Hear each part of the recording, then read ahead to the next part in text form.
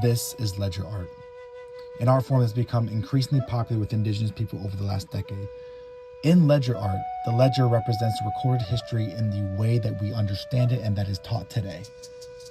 When we express our art on top of this, we are reclaiming our stories, our truths of the past.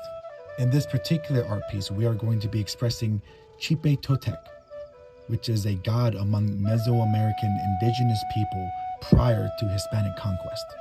Mexican, Central, South, and Islander indigenous people are heavily mislabeled as non-indigenous people in the way that we will see North American indigenous people looked at. Mexican indigenous people are the largest group of indigenous people in North America and the least recognized. And this is something that we must work at as indigenous people and non-indigenous people alike.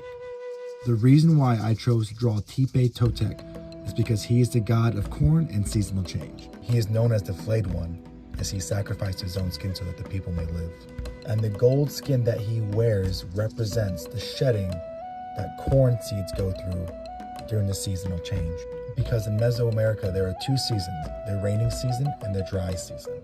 And the act of flaying himself represents the raining that came with this change and led to life sprouting again.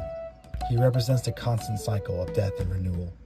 The ending of something is the beginning of another. To sacrifice ourselves so that our children have a future, much like he did for the people who needed the corn. And much like our ancestors sacrificed so much that we can be here today, we will rise, much like the corn.